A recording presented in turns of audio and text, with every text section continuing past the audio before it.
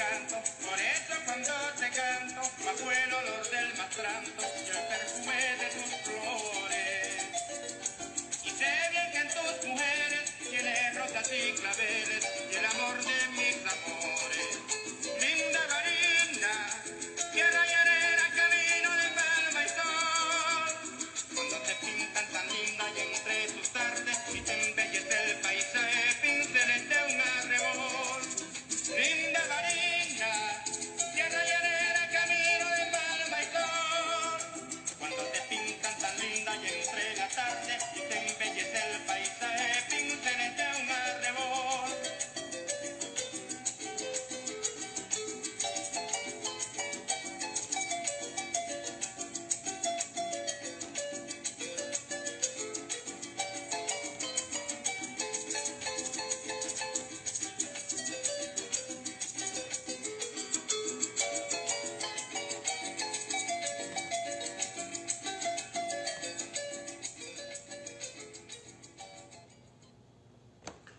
Saludos, estimados amigos digitales, donde quiera que ustedes se encuentren. Reciban mi abrazo virtual, mi cariño, mi respeto y sobre todo mi agradecimiento por seguirnos. Mi nombre es José Ríos Lugo, soy comunicador social. Este espacio se llama En Conversación con Ríos Lugo y es una producción del portal informativo El Reporte Global. Esta noche voy a estar conversando con el político, dirigente político, analista, exdiputado y exrector del CNE, Rafael Simón Jiménez, que ya está por allí, y vamos a darle de una vez acceso a la transmisión esta noche.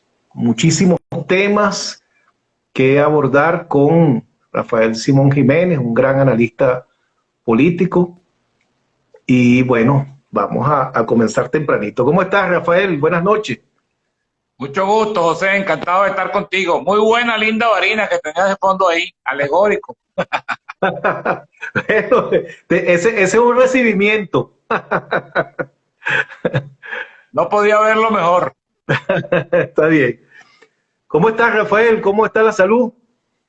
Bien, bien. La salud y la voluntad y el ánimo siempre firme. Así es, así es. Mira, Rafael, hay muchísimas cosas que conversar esta noche. Tenemos una hora y ojalá nos alcance para todos los temas. Vamos a comenzar. Fíjate, quisiera que me describieras cómo observas el país político al día de hoy, 13 de abril del 2021. El país político lo observo como desde hace muchos años, desfasado del país real, del país nacional, de la gente. Lamentablemente, José, y lo dice una persona que ha militado en la política desde muy joven, los partidos desde hace mucho tiempo perdieron la conexión con la gente. Y perdieron la conexión con la gente desde que empezaron a priorizar, a darle mayor importancia a sus propios intereses, a sus cálculos, a sus objetivos, que a la realidad que vive la gente. La política es por esencia, o así debe serlo, vocación de servicio. La política es ganarse el afecto de la gente, ganarse el respaldo de la gente, ganarse el voto de la gente, ayudando a la gente, sintiendo los problemas de la gente, estando en los espacios de la gente. Lamentablemente, ya en la década de los 90 del pasado siglo, bueno, se notaba que los partidos venían en un proceso de decadencia acentuada, que se habían colocado de espaldas al país.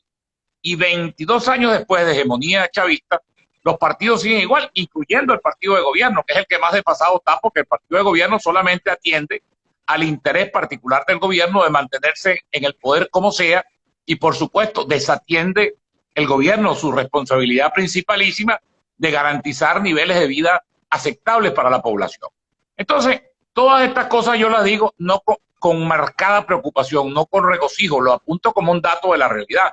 Pero ojalá, y es un poco el mensaje que uno siempre trata de pregonar, de difundir, ojalá que los partidos políticos vuelvan a ser interlocutores de la gente. Ahora que la gente está sufriendo tanto, que la gente está padeciendo tanto, que la gente está pasando hambre, que la gente tiene extrema necesidad, que la pandemia está agravando toda esa situación humanitaria. Ojalá que los partidos vuelvan a sus espacios naturales y que dejen de pensar tanto en votos, en cálculos, en candidaturas, en acuerdos, en convenimientos, en cosas que solamente satisfacen a sus intereses y piensen en la gente. Porque al pensar en la gente y a buscar esa conexión con la gente, cuando vengan las elecciones, la gente va a recompensar a los liderazgos que estén allí con ellos, como sus interlocutores, padeciendo, estando en sus espacios, los va a recompensar con el voto.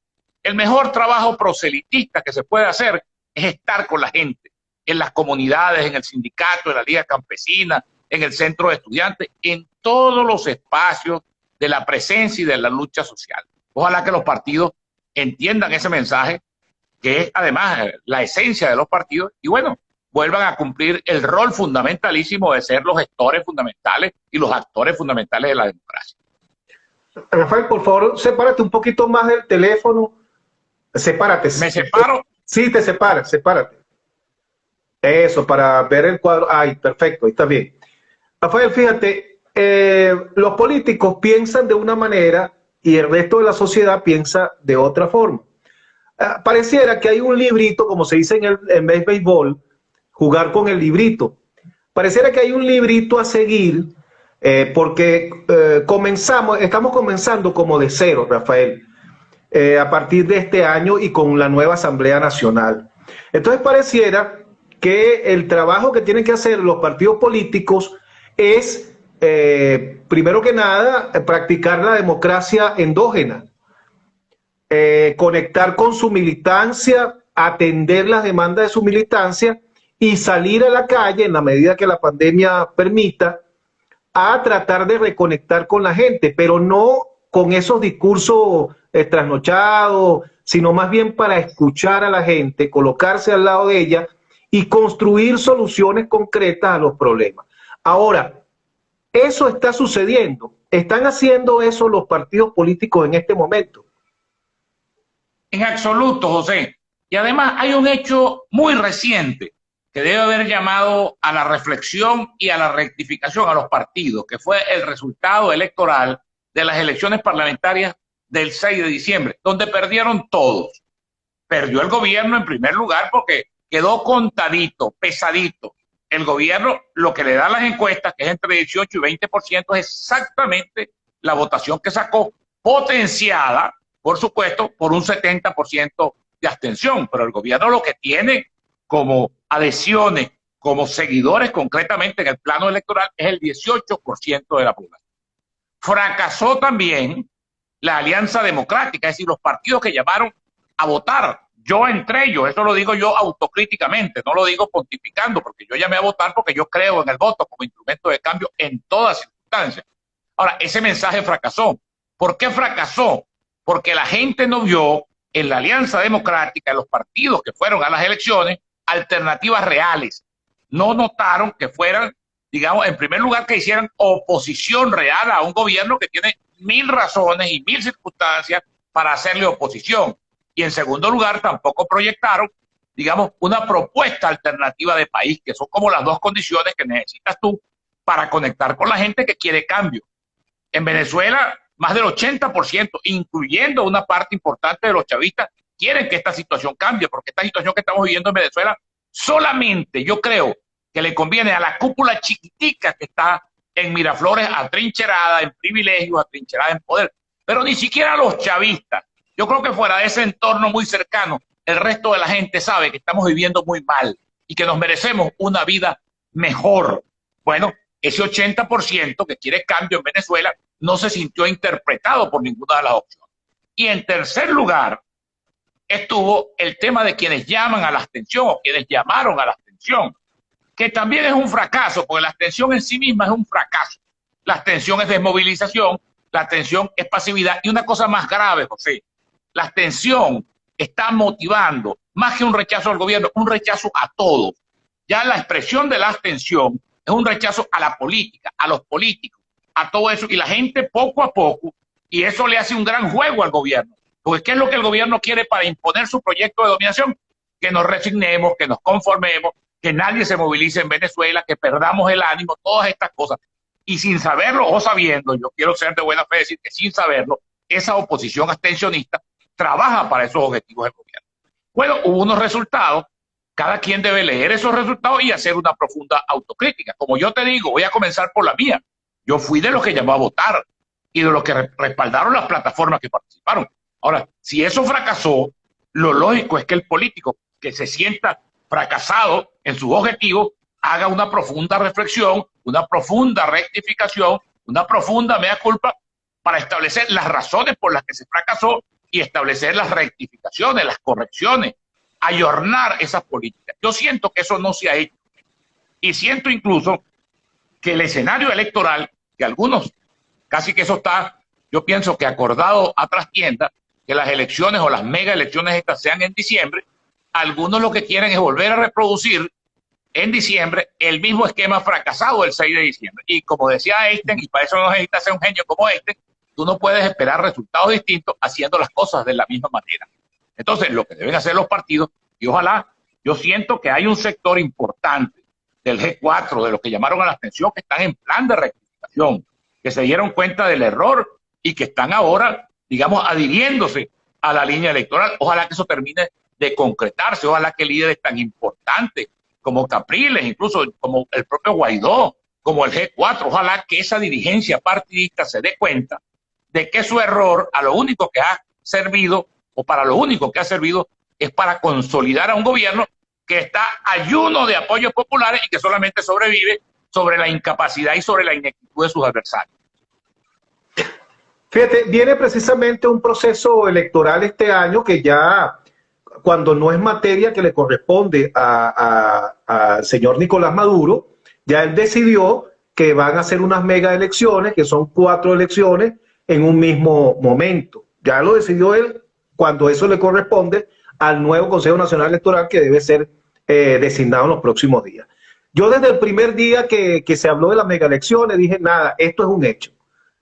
Y lamentablemente esa propuesta, que me parece un mega suicidio para la oposición, la hace un opositor, concretamente el señor Timoteo Zambrano, a quien considero un político muy serio, responsable e inteligente y conciliador.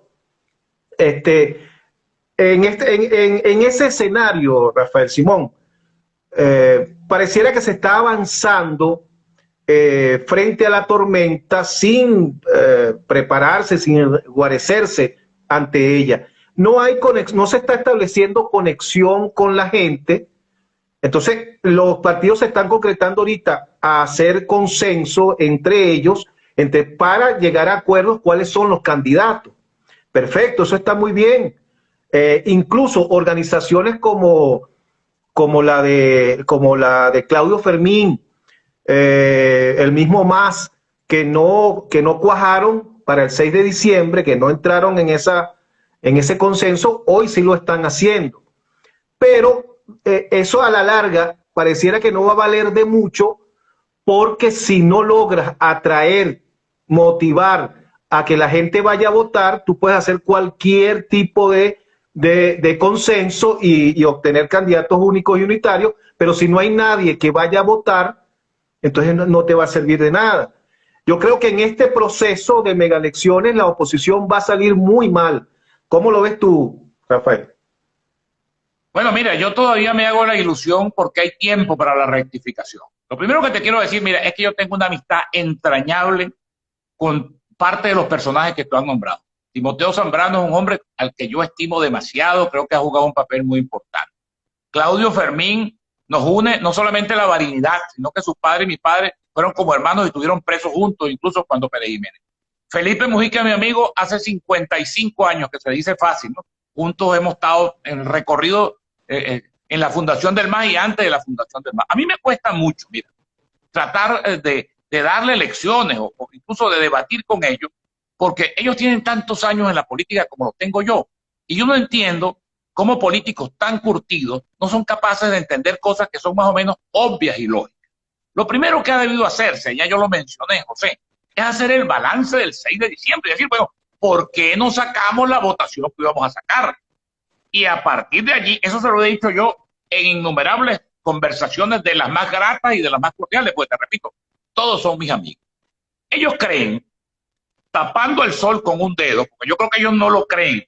Ellos buscan esto como una manera de salirse de la suerte y no entrar en la rectificación, porque la rectificación implica una profunda autocrítica. Y los seres humanos, casi que por la imperfección que Dios nos dio, somos poco proclives a buscar las causas en nosotros mismos. Cuando a nosotros nos pasa alguna cosa desafortunada, nosotros siempre buscamos, la suerte se me cambió, Dios no está conmigo, el diablo me tentó. O sea, no somos capaces, quizás por esa falta de condición de enmienda, incluso como es el rito cristiano, el acto de constricción, el arrepentimiento, no somos capaces de encontrar en nosotros mismos, digamos, los errores y de ser capaz de corregir. Sí, para afuera.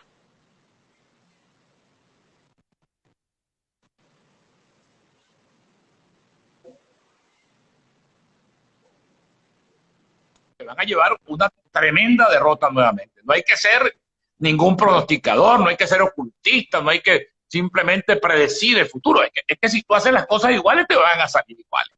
Ojalá, te repito, hay tiempo para la rectificación. Y hay tiempo, además, y ahí es quizás donde yo cifro mis mejores esperanzas, de que vengan otros actores a la participación. Yo, por ejemplo, estoy compartiendo iniciativa política con Eduardo Fernández, que es una persona que tú conoces. Nosotros tenemos un movimiento joven que lo estamos tratando de impulsar, que se llama Unión y Progreso. Nosotros decimos, mira, nosotros somos políticos, porque a mí no me gusta, y lo malinterpretan estos amigos nuestros de la Alianza Democrática, cuando nosotros decimos que no queremos ir a una combinación como esa, porque piensan que es que uno está actuando, haciendo juicios morales sobre los demás, o actuando como pontífice, ¿no? Como si uno fuera el depositario de la pureza y entonces lo juzgara a ellos, lo censurara a ellos. No, hermano, mira, esto para nosotros es un acto de constricción. Nosotros hemos cometido todos los errores habidos y por haber, pero no podemos seguir cometiendo los mismos errores porque Venezuela se está hundiendo. Venezuela está cada día peor. Estamos obligados a rectificar. Entonces nosotros hemos dicho, nosotros no vamos a caer en una combinación simplemente a repartirnos las alcaldías, a repartirnos las gobernaciones, a buscar gente que no tenga liderazgo, a buscar gente que no haya hecho méritos en el liderazgo real en cada comunidad para apoyarlo y repartir tantas gobernaciones para Acción Democrática, tantas para COPEI, tantas para... Porque eso no va, tendrán candidatos, pero no van a tener ni alcaldes ni van a tener gobernadores. Y los hemos invitado, te repito, de la manera más cordial, a repensar la política, a repensar el cuadro del país. Y bueno, yo confío, te repito, que estos diálogos y que la aparición de nuevos actores, porque hay un hecho muy importante que puede producir eso que llaman un quiebre o un hito, que es ver qué es lo que en definitiva va a hacer Guaidó y el E4 frente al hecho electoral, electoral de este año.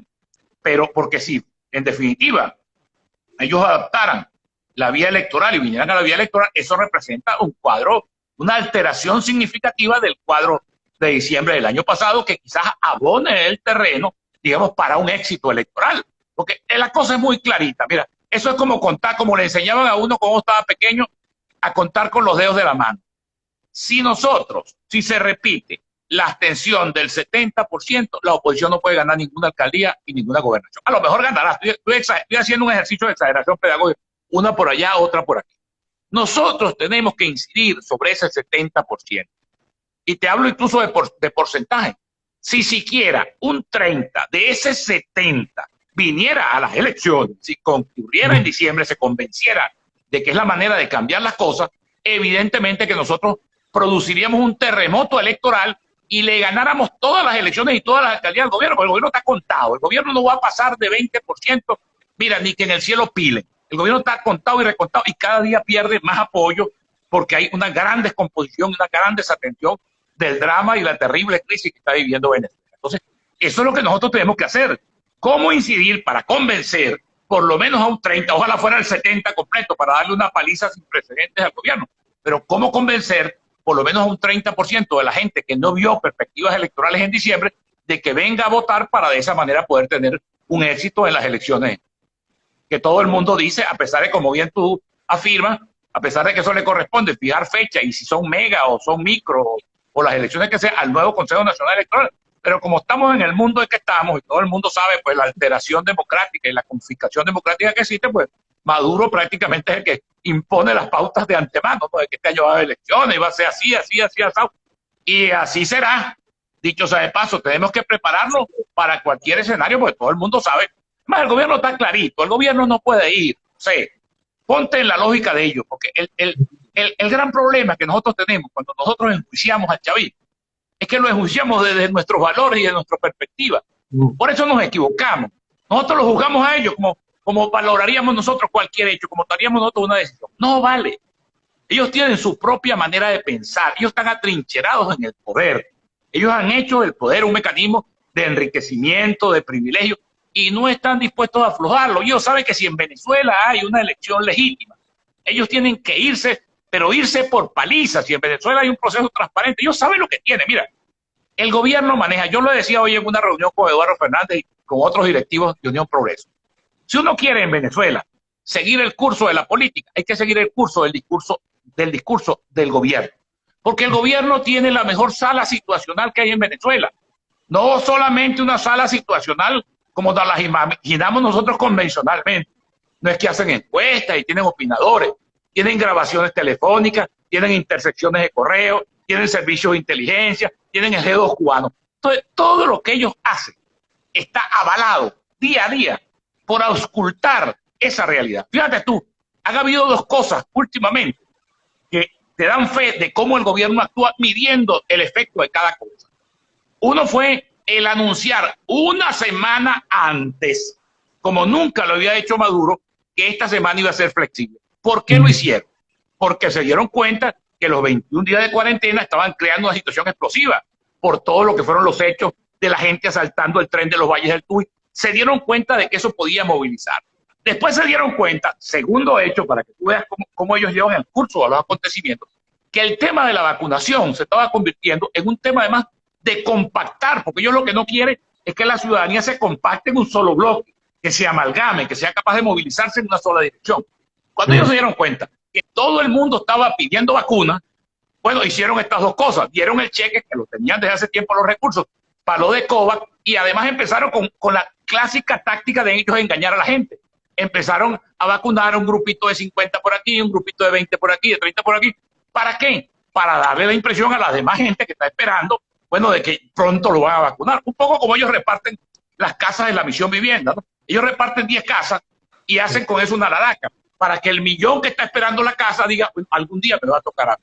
Pero fíjate tú cómo el gobierno se mueve al vaivén de una información y de una medición diaria de lo que es el país. Ellos tienen un estetoscopio puesto en el corazón del país y saben lo que tienen que hacer frente a cada situación de esa. Y frente a ellos tienen una oposición desfasada, conflictivizada, dividida, que no da pie con bola, por decirlo así. Y te repito, todo esto lo digo yo con la angustia de quien desea y quiere que se produzca en este país un cambio lo más pronto posible. Hoy algunos nos preguntamos si realmente hay oposición en Venezuela. Si la hay, en este momento, Rafael, con el corazón en la mano, yo te puedo decir, desde mi punto de vista, que no la hay. No se ve, está invisibilizada. Por ejemplo, tenemos a 20 diputados de oposición en la nueva Asamblea Nacional. Yo no he visto, no tengo noticias de que hayan solicitado crear una comisión para ir a investigarlo de apure, que se haya creado una comisión para lo relacionado a la vacuna y a agilizar eso y exigir que eso se adelante como debe ser. Esos 20 diputados que están allí, que todos son conocidos míos, unos más amigos que otros, a todos les tengo el respeto, pero una cosa es la amistad y otra cosa es la realidad. Y esos 20 diputados están desaparecidos detrás de esos 257 oficialistas. No se ven por ningún lado. ¿Cuál debe ser el papel? ¿Cuál debe ser el papel? Porque no es fácil tampoco, Rafael. Claro, 20 contra 257, ¿qué podemos hacer? Piden derecho de palabra y no se lo dan, proponen un punto en agenda y no los consideran. ¿Cuál debería ser el papel para marcar que es oposición de esos 20 diputados que están allí? Mira, José, te quiero decir primero un dato, que Oscar Figuera, que era el único que hacía oposición, no volvió a hacer oposición tampoco, o por lo menos no volvió a ser notorio, ¿no? Que era una cosa tan vergonzosa, ¿no? Que fuera el representante del Partido Comunista, un partido que ha sido alcahuete del gobierno durante tantos años, el único vocero disidente altisonante en el Parlamento. Mira, para no ir a ejercicios, a elucubraciones teóricas, a ejercicios de imaginación, hermano, acuérdate de lo que hizo la causa R cuando sacó los primeros 3 diputados en un parlamento donde tenían 3 diputados. Lo que hicieron esos 3 diputados denunciando, movilizándose, activándose, creando una referencia política que le permitió después a la causa R convertirse en un gran fenómeno. El hecho de que tú tengas una fracción minoritaria, quizás hasta te da más posibilidades de lucirte, aun cuando tú sepas que la votación te van a aplastar, aun cuando tú sepas que los votos no te van a dar para ninguna decisión, pero tienes un escenario ahí. Hay que ver, yo no sé, chicos, es que a mí eso, y me cuesta criticarlo, porque eso implica valoraciones sobre amigos míos a los que yo no quiero estigmatizar con calificativos, como lo hacen otros, porque les tengo un gran aprecio, y desearía que ellos oyeran estas cosas, porque ¿para qué los eligió la gente? Para que fueran allí a estar pasivos, para que no levantaran la mano, para que incluso coincidieran en muchas cosas, votándolas con el gobierno, en un país donde tiene, mira, si en algún país hay por donde hacer oposición es en Venezuela, todo, Venezuela está, hermano, patas para arriba, por decirlo coloquialmente, donde hay problemas de servicios públicos, de hambre, del salario, de PDVSA, de electricidad, todo. Tú pudieras hacer aquí una lista de 1000 problemas, pues, sin equivocar. Y esos 1000 problemas debían ser la referencia de esa fracción minoritaria de la oposición para convertirse en un polo de atracción. Eso hasta ahora no lo han hecho.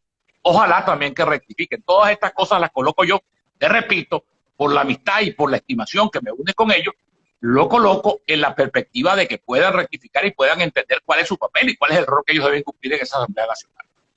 Que no es fácil, no es un rol, realmente hay que entenderlo, pero precisamente la gente se lo pregunta, pues ese pueblo que está, que no siente conexión, que no siente confianza con su dirigencia, al ver que están allí unos representantes de oposición que no marcan terreno, que no dicen aquí estamos, somos opositores, sin necesidad de caer en una confrontación estéril, que no es la idea, no es caer a caerse a golpe allí en la asamblea con los otros diputados, no, pero sí sí levantar la voz de protesta, la voz de denuncia ante todo lo que está pasando en el país, y eso no se está viendo.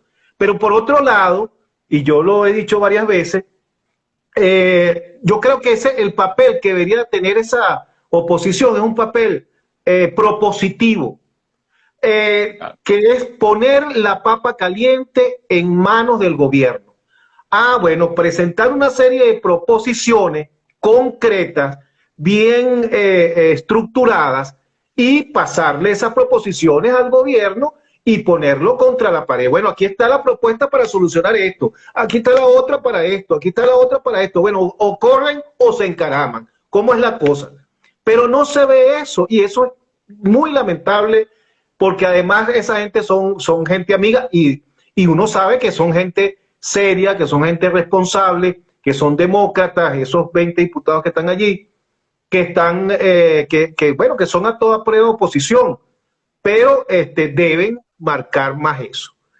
Rafael. Ajá. Sí. Yo creo que esa oposición quedó muy marcada por el mal de resultado electoral del 6 de diciembre. Creo que eso los impactó negativamente y que han estado como en estado catatónico. Ojalá salgan de esa situación. Y fíjate tú, también tienen un error conceptual muy grave. Es que ellos confunden oposición democrática con oposición silente o con oposición complaciente. No, vale, yo me considero de la oposición democrática. Yo no estoy de acuerdo ni con golpismo, ni con aventuras, ni con nada de eso. Yo soy demócrata, pero a carta cabal. Ahora, como demócrata a carta cabal, quiero que este país cambie, quiero que salgamos de este desastre de gobierno, de este gobierno que ha sido destructivo. Eso no tiene nada que ver, porque entonces ellos confunden el extremismo del guaidosismo y del G4, que uno no comparte, y las aventuras que uno no comparte, con el hecho entonces de ser una oposición silente. Son dos cosas absolutamente distintas que yo he tratado de explicárselas. Yo en eso estoy absoluto, y el gobierno lo sabe. Yo creo que el gobierno tiene algún respeto por uno, pero como este gobierno lo investiga a uno todo, lo sigue, lo graba, lo ve. Ellos saben que yo nunca... Hoy me hacían una pregunta. Nuestro amigo Vladimir Villegas me hacía una pregunta sobre el tema militar. Y yo le hacía una confesión así, que es como medio tonta, ¿no? Vamos a admitir que yo en los 68 años de vida que tengo, y por lo menos 50 y tantos de lucha política, yo nunca he ido a una instalación militar, por ejemplo. Porque a mí, y no por estigma, sino por respeto por la institución militar. Yo tengo por los militares, por la carrera militar, digamos, el mayor. Es más, escribí un libro en el 2007 que se llama Militares versus Militarismo, prologado por Teodoro Pekov, donde yo destaco lo que ha sido las tradiciones democráticas y libertarias de las Fuerzas Armadas. Ahora, yo nunca en mi vida he conspirado, he buscado a los militares para una cuestión, porque a mí me parece que eso es absurdo, que es la negación de la democracia. La democracia es el que prevalezca la civilidad y que el papel de las Fuerzas Armadas sea muy bien. Mira, la Constitución venezolana en eso es bello. Los dos artículos que dedican a las Fuerzas Armadas, esos son un cuerpo que debe estar al conjunto de la nación entera, apolítico, no deliberante, es decir, profesional, jerárquico, todas esas características. Y por eso nunca en mi vida yo me he involucrado en ningún hecho de fuerza de ninguna naturaleza. Yo soy demócrata a carta cabal como el que más. Pero como soy demócrata, precisamente, quiero acabar con este régimen que está acabando con la democracia y que está acabando con Venezuela. Y quiero acabarlo por vías democráticas. Oye, al principio de año, yo le pregunto esto a casi todos los invitados. A principio de año, en primera página, que entrevistaron a Timoteo Zambrano, él dijo que él veía, palabras más, palabras menos, para el 2024 un candidato Orsait fuera el estamento político y que pudiera venir de el sector empresarial. Precisamente el gobierno tiene una dualidad con el sector empresarial. Por un lado, a través de Jorge Rodríguez, lo llama a sentarse a conversar. Jorge Rodríguez va por primera vez a Fede Cámara, y por otro lado, entonces insulta, lo llama nido de víboras, tiene esa dualidad. El sector empresarial en este momento es uno de los mejores vistos en el país, junto con la iglesia. ¿Le teme Maduro a eso? ¿El gobierno le teme a eso? Mira, el gobierno sabe que Venezuela está montada sobre un volcán a punto de estallar, que son tantos los problemas, tanto las calamidades, tanto el sufrimiento de la gente, que cualquier cosita que ellos no controlen, que se les pueda ir de las manos, puede haber. Por eso te digo que ellos hacen seguimiento día a día y toman medidas día a día para impedir eso.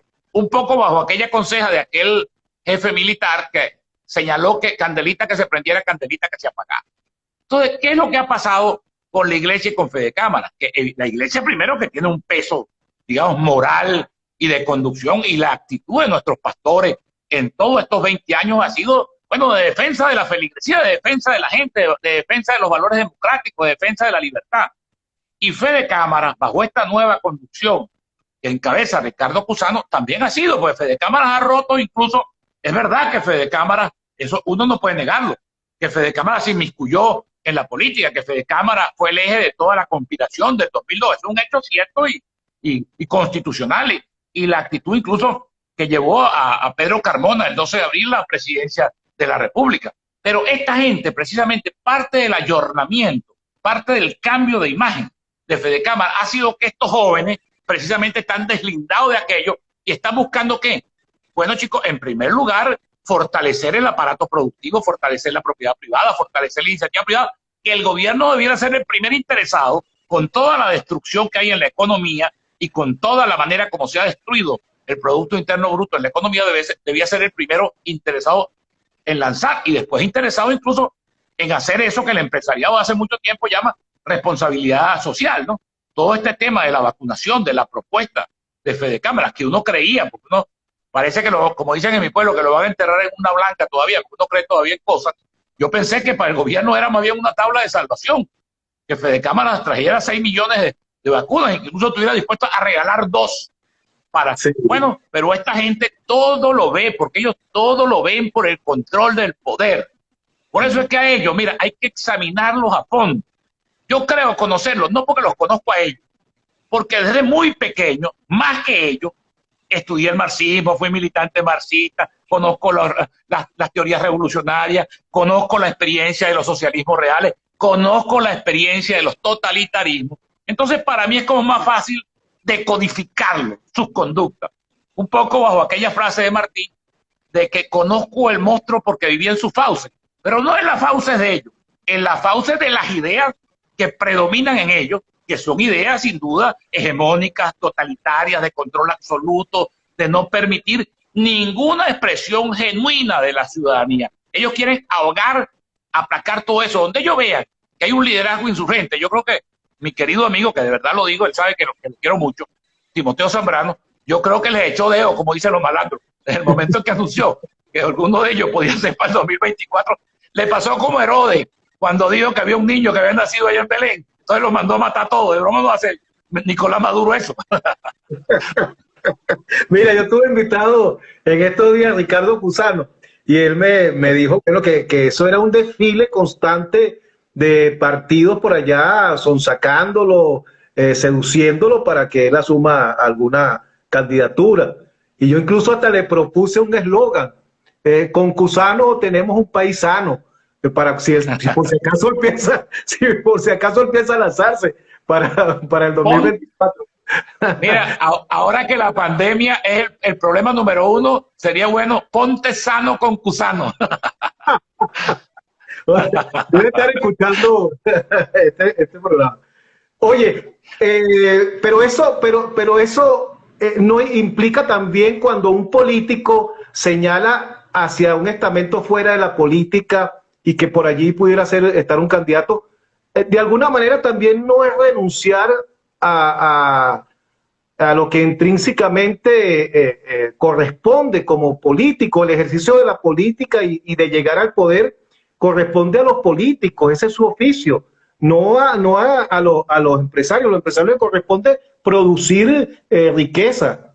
Entonces no es una renuncia. Además, otra cosa, José, que te quiero apuntar simplemente como un dato de la realidad, que es que los empresarios, donde quiera que han dirigido países, no han sido exitosos.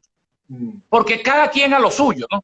Cuando la gente aquí, cuando se habló aquí, por ejemplo, de la candidatura de Mendoza, el señor de la Polar, bueno, todo el mundo, ahora no es lo mismo, chico, administrar un conglomerado solvente, de quinta generación hereditaria, que por supuesto ha sido exitoso, yo no le quito ningún mérito, todo lo contrario, se lo doy al señor Mendoza, pero eso no es la Venezuela conflictivizada, la Venezuela con 85% de pobreza, donde quiera, mira, los militares, los empresarios, todo el que ha tratado de incursionar en un campo que le es ajeno, porque la política es para los políticos.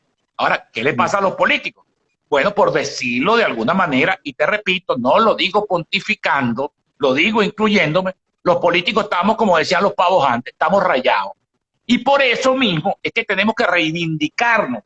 Te devuelvo la idea inicial. No es que nosotros estamos juzgando a los políticos. No, nosotros sentimos que el juicio también es sobre nosotros. Pero porque sentimos que el juicio es sobre nosotros, es por lo que necesitamos rectificar, necesitamos dar obras, necesitamos dar testimonio de que vamos a actuar de una manera distinta. Porque si no, la gente no nos puede creer. Mira, una cosa vergonzosa, José, te lo digo, un tema que introduzco, ¿no? Pero que está de actualidad también. Esta denuncia entre el G4 y el gobierno de corrupción. Es vergonzoso por los dos. Y entonces la gente en Venezuela, que vive supliciada por la situación y que quiere una salida como sea, entonces tú ves a la gente, no, pero más ladrones son los chavistas. Bueno, más ladrones son los chavistas, pero si queremos sustituirlo a ellos, tiene que ser con honestidad, chicos, tiene que ser con valores. Vamos a competir quién roba más a Venezuela. O sea, vamos a caer en los antivalores que ellos han practicado. Entonces, ¿para qué lo criticamos? Si queremos ladrones, que se queden los de ahorita, que bien ladrones son. Entonces, nosotros estamos obligados. Los que planteamos una cosa distinta, estamos obligados a dar testimonio de vida, a dar testimonio práctico, a dar testimonio de conducta, de que queremos una cosa distinta, para que la gente pueda volver a creer en nosotros. Esa es la manera de revalorizar la política, que según lo dijo el Papa Pío XII, es la manera más excelsa de practicar la caridad después del sacerdocio. Es servicio, es vocación con la gente, es sentir el dolor de la gente y convertirse en amplificador, convertirse en vocero, convertirse en interlocutor de toda esa tragedia. Fíjate, yo escribí hoy un tuit donde digo que estamos en medio de dos bandas delictivas, porque después de ver la presentación que hizo Jorge Rodríguez hoy, de la cual, ojo, yo no tengo la menor duda de que un buen porcentaje de eso que presentó Jorge Rodríguez sea verdad. No tengo la menor duda de eso. Como pero es que no hay que tenerla, si todo está... Estos son tan inocentes, mira, estos tipos se dejan grabar, se dejan filmar. Sí. En estos días no sacó Diosdado Cabello, chicos, la factura que había pagado Leopoldo López cuando transgredió la veda que había de movilizarse en España y se fue a Galicia. Sacó el recibo de lo que había pagado. Porque estos tipos tienen el aval de uno de los mejores servicios de inteligencia del mundo, que es el G2, reconocido como uno de los mejores servicios de inteligencia del mundo. Entonces, estos señores de la oposición, del G4, se dejan grabar, se dejan filmar. O sea, son unos inocentes, no conocen, ahí es donde yo te digo que ellos no conocen la naturaleza del régimen, no conocen cómo piensan los que están frente al régimen y no conocen toda la capacidad operativa que tiene el régimen y lo desenmascara. Claro que es verdad, y quién va a dudar que eso sea verdad. ¿Sí? Claro, como tampoco se puede dudar que lo que dicen ellos del gobierno sea verdad también. Entonces es donde yo digo, estamos en medio de dos bandas delictivas, que lo que le interesa son dos cosas primordialmente. Uno, mantenerse en el poder, como tú lo decías, a costa de lo que sea. Y los otros, obtener el poder como sea, sin importarle a ambos el país ni la situación. No es posible que el gobierno nacional no acepte la propuesta de Fede Cámara simplemente porque sabe que de aceptar eso estaría de alguna manera dándole preponderancia a ese sector que ya tiene una gran preponderancia en el país. Entonces ellos no quieren contribuir a que esa preponderancia, ese reconocimiento de la sociedad crezca. Por eso no aceptan la propuesta de Fede Cámara. Y tampoco aceptan el que Guaidó, que al final no sé realmente si eso fue verdad o no fue verdad, haya hecho las gestiones para que el dinero estuviese disponible para el sistema COVAX. Tampoco aceptan eso porque su supuesto sería que haría bien en ese sentido Guaidó. Entonces, lo único que le interesa a ellos en ese tiempo, en que ellos dirán, bueno, nosotros vamos a solucionar esto con nosotros solos, con nuestros aliados, con lo que sea, vamos a solucionarlo. No importa que el tiempo que se tarde, no importa los muertos que vayan quedando en el camino. Lo importante para ellos es que el protagonismo sea siempre de ellos y mantenerse aferrado a ese poder. Mira, a ellos la gente les importa un pito. El dolor de la gente, la eventualidad de que la gente se muera, les importa un pito. Ellos han utilizado la pandemia para dos cosas hasta ahora.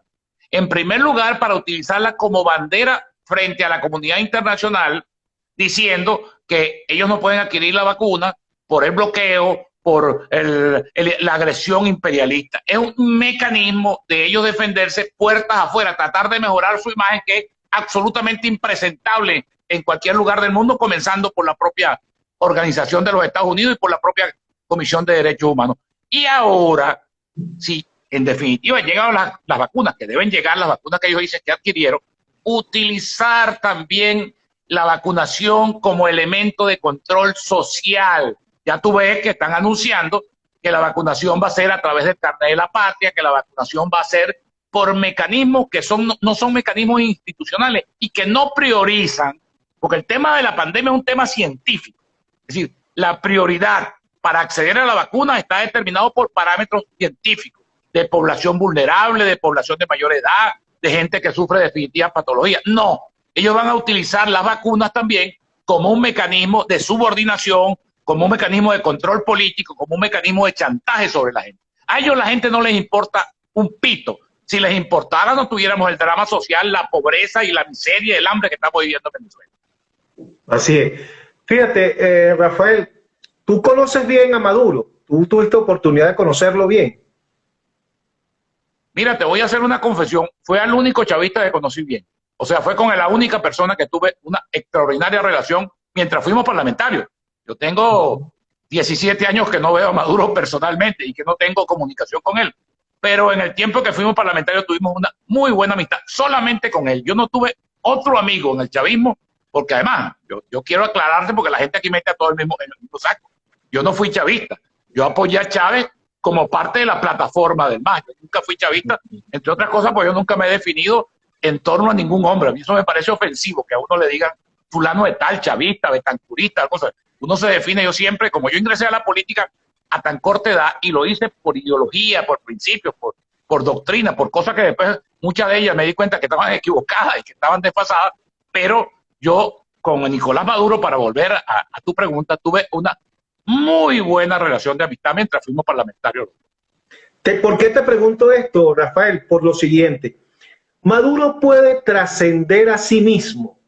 Es decir, Maduro puede en un momento determinado tener un destello de grandeza y plantearse a sí mismo la posibilidad incluso de un gobierno de transición mixto, de abrir la posibilidad a que se dé un proceso electoral completamente transparente y con todas las prerrogativas que debe tener un proceso electoral. ¿Es capaz Maduro de trascender eso? Y fíjate lo siguiente, Maduro ha logrado cosas importantes para su gente, para el PSUV. Maduro ha logrado mantener a los locos a raya, a esa cuerda de locos que tiene allí de extremismo, lo ha logrado mantener. Para eso se requiere liderazgo. Si no hay liderazgo es imposible hacer eso. Y hoy Maduro está entre lo que llaman el chavismo light y ese chavismo extremo.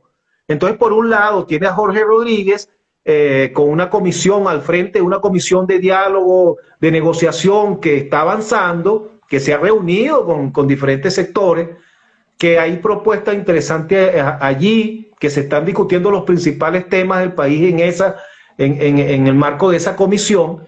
Y por otro lado, bueno, también alimentan el discurso a ese sector extremista. Pero ¿podrá Maduro trascender a sí mismo? Mira, José, cuando Maduro fue candidato en el 2013, que fue por supuesto por un accidente histórico, por la muerte de Chávez, yo me hice ilusiones de que Maduro podía dar un viraje, digamos, en el rumbo del país. En primer lugar, porque Maduro acumula una experiencia política de muy larga data.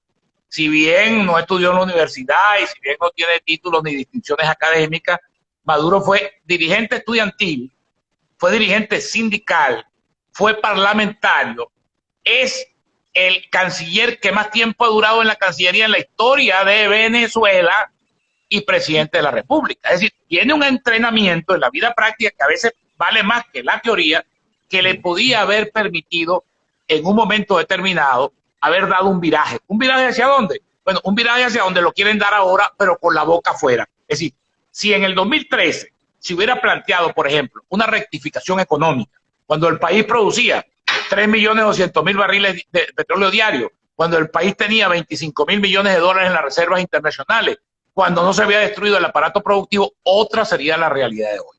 Yo no sé si no quiso o no pudo, porque otra cosa que hay que destacar, incluso tú de alguna manera lo insinúas o lo dejas ver, es que Maduro en el momento en que recibe la presidencia no tiene ningún liderazgo, eran pares interpares.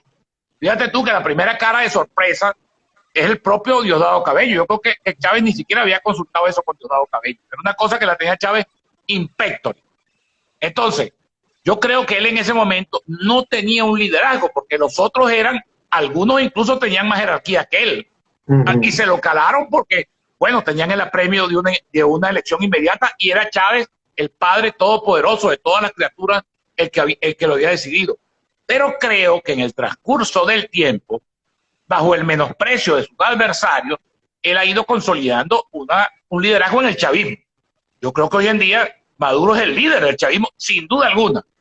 Y eso no tiene nada que ver, te repito, con su incompetencia, con su ineptitud, con la manera como el país se ha ido deteriorado de sus manos. Pero creo que tiene un liderazgo. Ahora, ¿puede virar o no puede virar? Yo no lo creo, José. Porque eso es un engranaje, eso es un mecanismo. Eso no depende ni siquiera de su voluntad. Acuérdate que Venezuela tiene otra tutela por arriba. Tiene la tutela cubana. Tiene incluso la tutela rusa. China no, porque la gente mete a China en el mismo saco, pero China, su problema es colocar sus productos. China le da a Venezuela y negocia con Colombia y negocia con Brasil. Los chinos son una potencia hoy en día mundial que amenaza incluso a la hegemonía americana porque se olvidaron de la ideología y se olvidaron de la política y se dedicaron a lo que se tenía que dedicar, a la innovación, al comercio, a la apertura. Pero yo particularmente no lo veo. Ahora sí creo, fíjate tú, y esta es una idea que nosotros estamos tratando de impulsar desde Unión y Progreso, que un gran mecanismo de presión interno y externo puede obligar a Maduro a ir a un escenario, digamos, de confrontación donde pueda no salir victorioso. Por ejemplo, nosotros hemos planteado, que es una tesis que todo el mundo la aparta, yo no entiendo por qué los propios opositores la apartan, la idea de convertirnos en movilizadores, en organizadores, en motivadores del referéndum revocatorio presidencial, que debe hacerse el año que viene con apego a la Constitución. Eso es una inobjetablemente democrático e inobjetablemente constitucional. Y además es un mecanismo aglutinante, porque en el referéndum revocatorio no va a haber candidatos presidenciales, no van a haber disputas, no va a haber rivalidades, no va a estar Leopoldo López, no va a estar Enrique Capriles, no va a estar peleándose por la botella vacía, sino que todos nos compactaríamos en la idea de revocar a Maduro. Sería uno contra uno. Ahora, es posible, por decirlo de alguna manera, es posible que todas las presiones que hay sobre Venezuela, porque no se te olvide que la situación de Venezuela y del gobierno venezolano es angustiosa. Mira, aquí hay unos temas, por ejemplo, el tema del diésel, el tema del gasoil, es un tema gravísimo. Yo creo que la gente, nosotros que vivimos en las ciudades, no tenemos la idea de las consecuencias que eso tiene en la producción agrícola, en el transporte de carga, en el transporte de pasajeros. Yo que viajo casi que semanalmente, a veces ahora con la pandemia menos, entre Barinas y Caracas, por tierra, lógicamente, mira, las colas que yo vi el lunes en Valencia de camiones haciendo cola, ya de 2 y 3 días, una cosa interminable. Entonces, se agravan los problemas del país y es posible que el gobierno, ahorcado, ahogado, digamos, en esa situación, decida alguna apertura y decida alguna, digamos, negociación que conduzca a una salida democrática, que tiene que ser además muy grande. O sea, tiene que implicar concesiones, negociaciones, porque tú al chavismo no lo vas a sacar del poder de la noche a la mañana. Toda esta estupidez en la que reiteradamente han caído los señores del E4 y del sector radical es una estupidez. Venezuela, la única salida que tiene Venezuela es una transición negociada, donde el chavismo va a seguir siendo una fuerza muy importante a la que hay que respetarla, que hay que dejarle su espacio. Es decir, tenemos que reconstituir y reconstruir la democracia venezolana, bueno, respetando lo que ellos no han respetado. Es que esa es lo que nos distingue. Rafael, pudiéramos hablar de que en Venezuela se pudiera dar o habría que trabajar en función de eso, no lo sé, para que se dé un escenario parecido, porque nunca será igual y los casos jamás son igual, ni las épocas, a lo que se dio con Pinochet en Chile, por ejemplo. Pudiese trabajarse en función de eso. Mira, yo creo que hay suficientes ejemplos en el mundo, ¿no?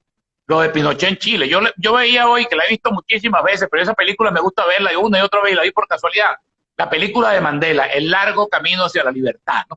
Lo que significó, tú te imaginas bueno, esto que estamos viviendo los venezolanos, que creemos que es lo peor del mundo y para nosotros es lo peor, pero imagínate tú lo que es un régimen de segregación racial, de atropello, bueno, y el señor Mandela 27 años preso y sometido a trabajo forzado, y que aquel hombre saliera además con la idea de la reconciliación y con la idea de un gobierno de unidad nacional, que era la única manera de salvar a Sudáfrica y de convertirla en una potencia emergente como la que es hoy.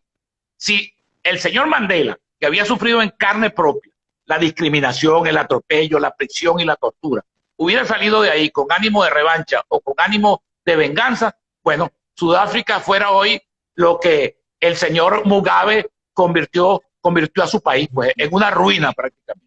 Y en el caso chileno, fíjate tú todo lo que tuvieron que lidiar los chilenos. O sea, 10 años calarse a Pinochet. Pero es que son realidades. El tema es que las cosas en la vida y menos en la política, son como uno las quiere, porque esto no es el paraíso, es que yo pido un deseo.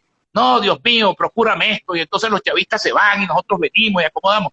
No vale, eso no existe en la realidad. Tenemos que lidiar con la complejidad de la realidad venezolana y cualquier proceso de transición por vías democráticas tiene que ser producto de una gran negociación que, respetando un resultado electoral, respete también, lleve implícito el respeto por los espacios de cada quien y buscar esa tan anhelada reconciliación entre los venezolanos.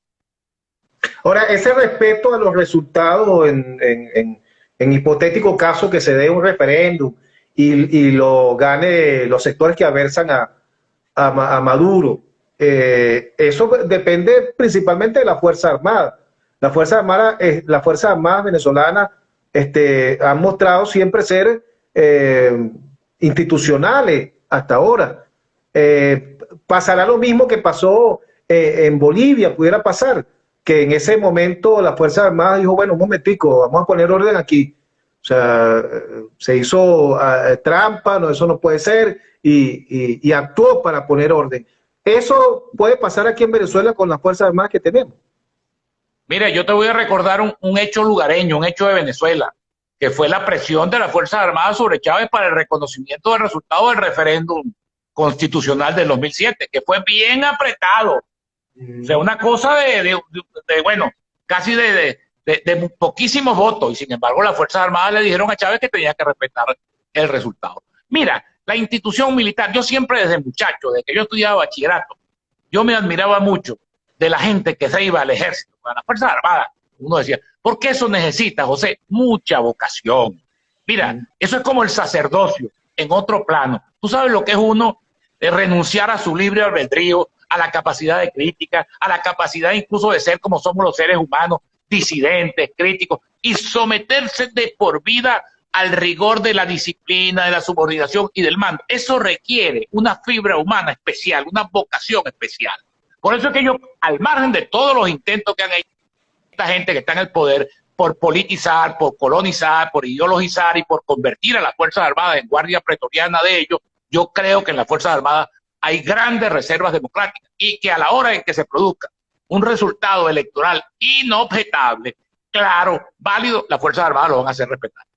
Sí, yo también estoy convencido de eso. Claro, tiene que ser un resultado bien distanciado. Estamos hablando de 1 millón de votos y pico. O sea, si es un resultado como el 2013 de 300.000 votos, es poco probable.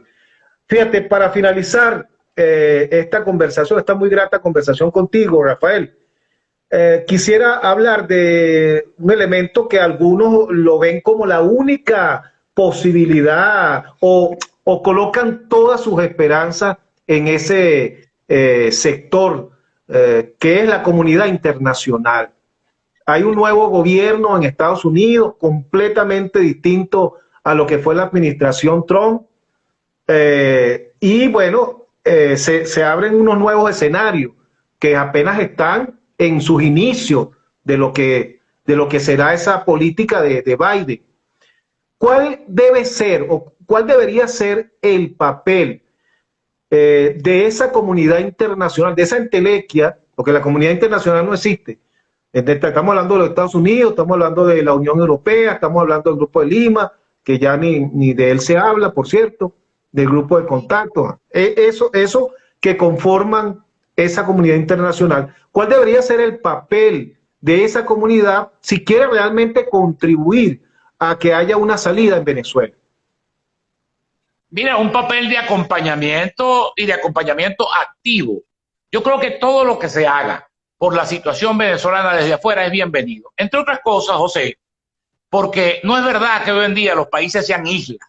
Los países no son hoy en día, bueno, el coto cerrado, ¿no? La frontera, esto es nuestro, esto lo decidimos entre todos. No, porque hay valores que son supranacionales, que pertenecen al género humano. Por ejemplo, los derechos humanos.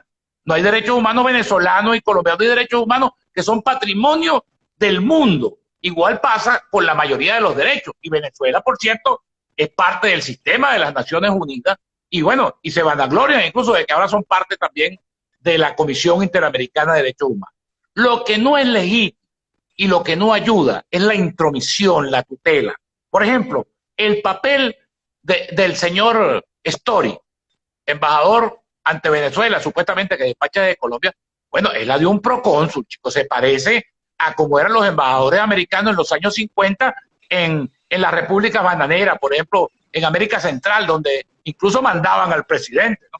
Entonces, eso Pero no le hace bien. Rafael, Y a Estados Unidos, fue él el que anunció, fíjate, fue él el que anunció la nueva, que no es nada, no tiene nada de nuevo, la nueva plataforma esta de oposición guaidocista. Fue él el que lo anunció.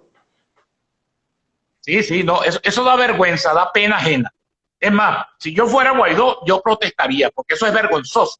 Porque además es humillante para ellos, fundamentalmente. Además de que agrede al país, no agrede al pueblo, pero es vergonzoso fundamentalmente para ellos. Porque lo que le está diciendo, ustedes no sirven para nada. Yo tengo que decirle lo que tienen que hacer. Eso es lo que lleva ese mensaje. Olvídate. Lo demás, a mí me gusta hablar las cosas como las cosas son. Eso es la admisión de que esta dirección no sirve y de que yo tengo que sentar en la pauta. Ustedes hacen lo que yo les digo y esto es lo que tienen que hacer. Por cierto, eso es un esquema fracasado, José. Nosotros perdemos el sentido en este barullo en que vivimos. Nosotros perdemos el sentido de las cosas que han pasado. Mira, en el 2016 o 2017, yo tampoco lo tengo claro, se lanzó el Frente Amplio. Se lanzó con un tremendo acto en el aula magna de la Universidad Central de Venezuela. Fuerzas civiles, fuerzas sociales. Se convirtió en un acto que hizo despertar la esperanza de que podía haber allí estar una referencia de conducción opositora. A la semana siguiente se hizo en el Teatro de Chacao un acto del Frente Amplio con la coordinadora o con el D4. Eso lo mató. La foto esa era la muerte del Frente Amplio, que es exactamente la reedición de esto que quieren reeditar ahora. Entonces, bueno, vuelve la frase de Einstein. ¿Cómo vas a querer tú obtener resultados distintos si haces las cosas exactamente iguales como ya las has hecho y como ya han fracasado? La sociedad civil, ¿cuál debería ser el papel de la sociedad civil? Ahora, bueno, claro, la sociedad civil también es otra entelequia, porque y nadie puede, yo creo que no hay ninguna agrupación que pueda indagarse la representación de la sociedad civil. O sea, el Frente Amplio no puede llamarse como que es el representante de la sociedad civil, ¿no? ¿Quién lo nombró? ¿Quién, por qué se votó? ¿Quién votó por ello? O sea, yo creo que ninguna organización, pero en todo caso, la sociedad civil está conformada por una serie de organizaciones con fines determinados que en su conjunto, bueno, conforman una sociedad organizada. ¿Cuál debe ser el papel de esa sociedad civil hoy? Mire, yo creo que es muy importante, sobre todo por el vacío que ha dejado los partidos y el liderazgo político. Si en Venezuela hubieran partidos políticos fuertes y líderes políticos prestigiosos y creíbles, la sociedad civil debía estar en sus espacios naturales de actuación. Los empresarios en su cuestión, la iglesia en su cuestión, las organizaciones sindicales, juveniles, cada uno en su esfera de actuación. Pero como ha quedado un vacío tan grande, entonces esas organizaciones tienen que activarse. Nosotros incluso creemos, por ejemplo, ¿cuál es la ruta que nosotros tenemos para plantear el referéndum revocatorio presidencial de cara al año que viene? No es plantearlo a los partidos, porque además los partidos están desmoralizados. Ya todos ellos hablan, la oposición habla de que tenemos que durar hasta el 2025. La idea nuestra es que el referéndum revocatorio solamente va a ser posible si prenden la sociedad civil, en las energías civiles, si es capaz de penetrar profundo en esa Venezuela que no cree en nadie, en esa Venezuela que no encuentra referentes políticos y organizarse y nuclearse en torno a esa idea. Te repito, eso es parte de una normalidad, de una patología que estamos viviendo en Venezuela como consecuencia de la muy poca influencia y hasta del desprestigio que han vivido las organizaciones políticas, incluyendo en primer lugar el PSV, para curarme el saludo. Está bien. Mira, Rafael, tu organización política Unión y Progreso, la naciente organización política Unión y Progreso, va a postular para candidato a la gobernación de Barinas. Mira, nosotros vamos a respaldar los mejores candidatos en todas partes. Nosotros lo que no vamos es a participar de convites, de acuerdos, de reparto. En cada sitio nosotros haremos la mejor valoración de quién debe ser el mejor candidato. Y escogeremos seguramente un surtido candidatos nuestros que tengan un determinado peso específico, candidatos independientes, candidatos de otros partidos. Nosotros no tenemos un prejuicio frente a eso, siempre y cuando el candidato reúna los requisitos de respetabilidad, de idoneidad, de trayectoria, que lo hagan un ascendiente frente a esa sociedad y que lo haga un candidato ganador, y no candidatos, te repito, repartidos entre los partidos políticos por cuotas partidistas que no los conoce nadie y que nadie va a votar por ellos. Nosotros vamos a votar por los mejores y vamos a respaldar los mejores. Si son nuestros, bienvenidos. Si son de otras militancias políticas, bienvenidas. Si son independientes, bienvenidos. Si son de la sociedad civil, bienvenidos. Pero que tengan el aval de la credibilidad, de la honestidad y de una trayectoria al servicio de la gente. Bueno, vamos a despedirnos como comenzamos. Sí, dale. Una musiquita. Eladio Tarife. Eladio Tarife fue el creador de eso. Muy amigo mío, sí. Eladio Tarife. De Linda Varela. Sí, Linda Varela. Bueno, Rafael, te damos las gracias, ¿verdad?, por esta conversación. No, vale, mucho gusto. Siempre con tu Siempre persona, disfrutamos mucho, José, con esto. Con esa Tenemos que hacerlo más frecuente porque lo Sí. Tenemos que hacerlo más frecuente porque lo disfrutamos mucho. Sí, sí, esa agudeza tuya y esa forma tan clara, tan directa de decir las cosas sin tapujos, sin adornar mucho las cosas, ¿no? Eso es bien, se valora mucho eso. Entonces, bueno, gracias, despídete de... No, gracias de a ti, mucho gusto. Encantado. Bueno, amigos digitales, será hasta mañana cuando tendremos como invitado al diputado Ángel Alfredo Ocanto del partido Avanzada Progresista. Quiero también aprovechar para invitarles mañana a que sintonicen a las 5 de la tarde el programa Kikosis por Globovisión. Se me enredó aquí la lengua. Por Globovisión a las 5 de la tarde, Kikosis mañana, en donde voy a estar participando, voy a ser entrevistado por mi amigo, el periodista Kiko Bautista. Y luego, como ya muchos saben, el programa será repetido a las 10 de la noche. Entonces, bueno, mañana a las 5 de la tarde les invito cordialmente a ver la entrevista que me va a realizar el colega periodista Kiko Bautista. Muchas gracias. Reciban ustedes mi abrazo virtual, mi cariño, mi respeto y mi agradecimiento por siempre seguir este espacio. Nos vemos mañana.